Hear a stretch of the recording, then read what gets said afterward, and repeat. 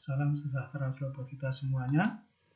Terima kasih, kita ketemu lagi pada sesi di billing system hotel, di mana pada sesi ini kita akan membahas yang berkaitan dengan berbagai karakter ataupun yang berkaitan dengan alur dalam penanganan billing system untuk pelayanan kepada tamu di hotel pada operasional kesehariannya.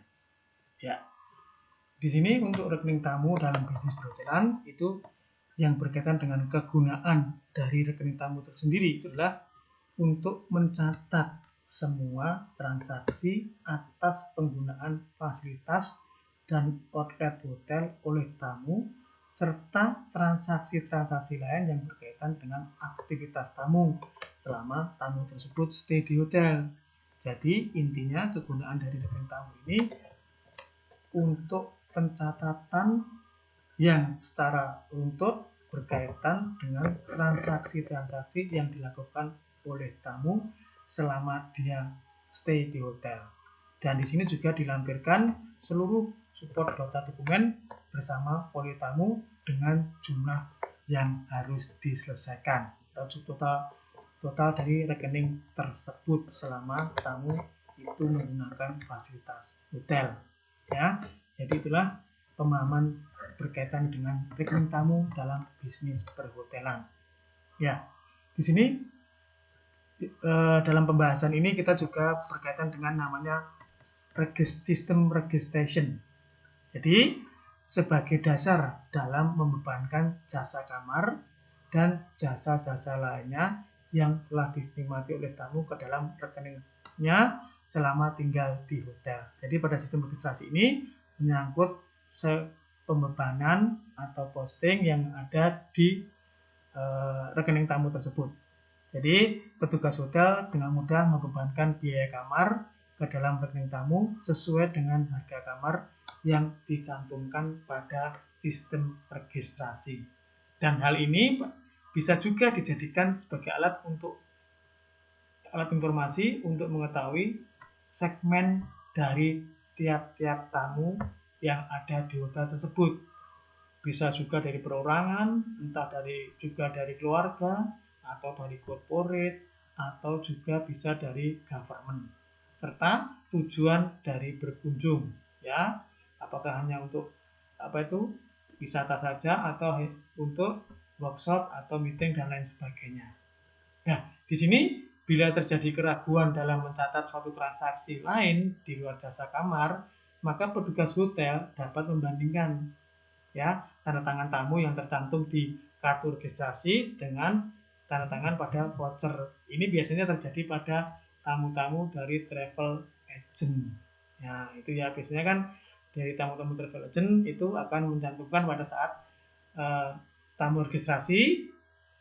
Biasanya kita menyodorkan form registrasi, tamu tinggal mengisi nama dan juga tanda tangan, sedangkan yang lainnya kita mintakan tanda pengenal, baru kita yang menginput sendiri membantunya. Itu makanya harus match tanda tangan yang ada di voucher maupun juga tanda tangan yang ada di registration. Itu ya, itulah yang berkaitan dengan fungsi dari sistem registration yang intinya berkaitan dengan rekening tamu. Ya. Lalu jenis-jenis rekening tamu. Di sini ada 3 jenis rekening tamu. Yang pertama adalah perorangan atau individual. Lalu yang kedua adalah tambahan atau extra bill. Lalu yang ketiga adalah inti atau master bill. Untuk yang extra bill dan master ini biasanya tamu-tamu dari rombongan juga bisa, tamu-tamu dari corporate juga bisa, tamu-tamu dari travel agent juga bisa, tamu-tamu dari government juga bisa. Jadi selain dari tamu perorangan, ini biasanya folionya ada 2. Satunya extra bill atau bill tambahan, ini master. Biasanya master itu berkaitan dengan kamar. Kalau untuk extra bill biasanya berkaitan dengan tambahan-tambahan semacam room service, mungkin ada tambahan breakfast, ada tambahan minibar, itu maksudnya pada extra bill. Nah, itu ya. Itulah yang berkaitan dengan jenis-jenis rekening tamu. Ya, selanjutnya bagian utama yang terdapat pada rekening tamu. Ini ada 3 komponen pokok, yaitu heading atau data tamu, pencatatan transaksi, dan keterangan atau rimat. Untuk heading atau kepala atau data tamu kita paham. Lalu yang berkaitan dengan pencatatan transaksi itu meliputi ada tanggal, ada keterangan, ya, ada tanggal kedatangannya, ada keterangan ini adalah dari mana, apakah dari corporate atau dari perusahaan atau juga dari pemerintahan. Lalu di sini ada sisi debit, masukan, dan di sini ada sisi kredit atau pengeluaran, ya. Dan juga terakhir adalah saldo atau balance atau total akhir. Nah, di sini untuk keterangan atau rimat itu biasanya kalau seandainya tamu tersebut memakai voucher itu biasanya room include breakfast to katakanlah Traveloka, sedangkan lainnya personal account, ya, without other ini apa ya fasilitas lain. Itu biasanya berkaitan dengan rimat yang ada di bagian rekening tamu ini. Itu ya. Baik, kita lihat dulu seperti apa nantinya rekeningnya. Namun sebelum kita lihat, kita juga pahami dulu yang berkaitan dengan informasi. Nah, informasi yang perlu dicatat di dalam bagian kepala rekening tamu tadi. Di sini tadi loh, yang kita sebutkan tadi adalah yang berkaitan dengan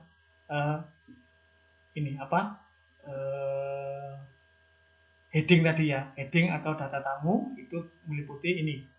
Nomor kamar, ya, nomor kamarnya atau berapa, nama tamunya siapa, tanggal tiba dan tanggal berangkat, tanggal check-in dan tanggal check-out, lalu jumlah orang yang menempati, biasanya maksimal adalah 2, kalau nanti 3 berarti harus ada extra bed. Lalu yang terakhir adalah harga kamar. Nah, itu ya, itu yang berkaitan dengan informasi yang ada di dalam kepala rekening tamu. Ya, selanjutnya rekening tamu harus menampung semua data transaksi yang dilakukan tamu dengan tepat dan akurat. Nah, di mana untuk itu semua penjualan kredit harus dicek dengan teliti dan dicatat sesegera mungkin. Jangan sampai menumpuk karena mungkin akan menyebabkan late charge. Jadi loss, ya. Ternyata tamu tersebut masih ada tambahan setelah dia menyelesaikan pembayaran, masih ada, ternyata belum ada beberapa bagian yang belum dibayar, semacam katakanlah ternyata ada tambahan minuman, ternyata ada tambahan room service, ya itu jangan sampai terjadi seperti itu ya. Ya, baik, inilah contoh tampilan dari suatu bill atau rekening tamu. Ini ada logo hotel, ada nama hotel, alamatnya, juga di sini ada tanggal, lalu nama tamu, ya, nomor bukti registrasi, ini ada perusahaannya, di sini ada beberapa kamar, ini biasanya satu grup, ya, di sini ada sewa barang, itu berkaitan dengan extra bed, lalu ada massage, lalu juga ada sewa taksi. Nah, total ini masih ditambahkan 21%, di mana rincian adalah 10% untuk servis, 11% untuk tax. Jadi total yang dibayar oleh tamu adalah sekian. Setelah ditambahi tax and service-nya. Nah, itu ya, itu yang berkaitan dengan nominal yang ada di transaksi tamu. Ya. Jenis penjualan produk hotel sekarang. Ya, tentu kita tidak bisa pungkiri dan kita sudah tahu produk utama hotel adalah room sale atau penjualan kamar. Nah, ini. Dan juga penjualan makanan dan minuman atau food and beverage sale. Nah, sedangkan penjualan penunjang berasal dari selain ini, selain room sale dan beverage sale, food and beverage sale, yaitu apa? Bisa dari telepon, dari salon, dari souvenir, dari dry cleaning atau katakanlah dari laundry, dari tempat rekreasi, bakery shop, sewa ruang, pertemuan hingga ke taksi hotel. Nah, biaya ini ya untuk pengelolaan tamu ini disebut sebagai miscellaneous charge. Nanti ini semuanya dicatat pada MC atau miscellaneous charge. Dan ini masuk kategori other revenue atau other income. Pendapatan selain pendapatan pokok utama hotel, yaitu selain room dan juga food and beverage. Nah, itu ya. Itu adalah jenis penjualan produk di hotel. Ya. Selanjutnya adalah klasifikasi penjualan produk hotel. Di mana yang pertama adalah penjualan makanan dan minuman diklasifikasi sebagai sumber penjualan tersebut. Ya. Sumbernya dari mana? Seperti dari coffee shop, bisa dari main dining room, restoran, room service, banquet, dan lain sebagainya. Nah, itu merupakan penjualan makanan dan minuman yang disesuaikan dari sumber penjualannya, sumber tempatnya, maksudnya seperti itu. Lalu yang kedua adalah pengklasifikasian menurut jenis makanannya. Nah, jenisnya, kalau tadi adalah sumbernya, sekarang jenisnya. Ada breakfast, ada lunch, dinner, dan supper. Nah, sedangkan menu makanan yang disajikan bisa berupa, ini tadi ya, menu makanan yang disajikan bisa berupa à la carte, buffet, set menu, ready food, fast food, dan juga made to order. Nah, ini adalah berkaitan dengan klasifikasi penjualan produk hotel. Nah, itu ya. Baik. Ya, sekarang kita pasir tempat kerja kasir. Nah, di mana kalau kita bicara kasir, pasti berkaitan dengan billing system, tidak bisa dipisahkan. Nah, untuk tempat hotel-hotel kecil, resepsionis bisa juga merangkap sebagai kasir. Nah, untuk hotel kecil ya. Oleh karena itu, meja resepsionis juga sebagai meja kasir. Itu kalau untuk hotel kecil. Tapi kalau untuk hotel menengah dan besar, meja front office kasir terpisah dengan meja resepsionis. Namun sekarang ada yang disebut dengan front office agent atau front desk agent karena adanya tren multitasking, ya, penguasaan multitasking. Jadi satu orang bisa menyelesaikan beberapa tugas, ya, double job maksudnya ya. Yang dapat bertugas sebagai bisa juga resepsionis, bisa information, bisa kasir, ya, sekaligus menangani transaksi money changer. Jadi formatnya adalah seperti front office di hotel kecil, tetapi di sini lebih canggih dan kemampuannya lebih lengkap. Itu adalah namanya front desk agent. Itu ya. Baik. Selanjutnya yang terakhir kita berkaitan dengan istilah-istilah dalam rekening tamu atau guest bill. Ya, ini ada namanya posting, yaitu memasukkan data transaksi ke dalam rekening tamu. Jadi setiap input data ke sistem itu namanya posting. Lalu yang kedua adalah correction, yaitu perbaikan pada rekening tamu yang menyangkut pengurangan jumlah rekening. Ini seandainya pada saat tamu masih stay di hotel ternyata ada salah input, langsung di correction. Itu namanya correction. Tetapi kalau tamu tersebut sudah check out, bukan lagi correction, tapi namanya apa? Adjustment, yaitu perbaikan pada rekening tamu untuk hari yang sudah lewat. Jadi semacam katakanlah, oh ternyata tamu tersebut belum didiskon, padahal harusnya tamu tersebut dapat diskon. Nah, ini adalah namanya adjustment. Ya. Sedangkan closing adalah penutupan rekening tamu yang sudah selesai melunasi kewajibannya.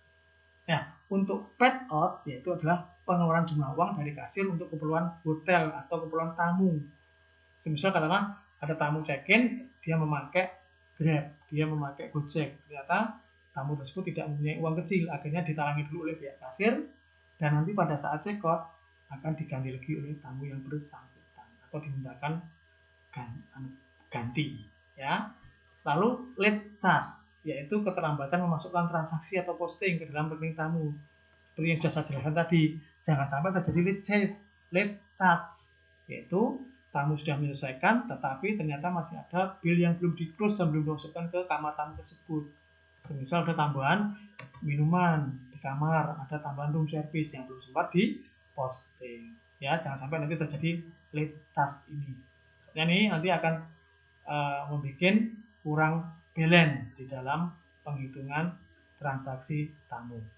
Lalu yang terakhir adalah deposit, yaitu kita tahu deposit adalah pembayaran sejumlah uang oleh tamu kepada kasir kantor depan, baik itu sebelum dia, pada saat dia check-in. Tetapi kalau saat sebelum check-in, namanya advance deposit dan juga prepayment. Ya, itu ya. Itulah yang berkaitan dengan billing system billing system hotel. Mudah-mudahan dapat bermanfaat bagi kita semuanya. Tetap stay di sini, stay tune. dan jangan lupa subscribe ya, biar nanti kita bisa tambah teman, bisa tambah wawasan lagi. Sampai jumpa lagi di episode yang lain yang tidak kalah menariknya. Demikian, salam sehat selalu dan tetap semangat ya. Itu ya. Baik, terima kasih.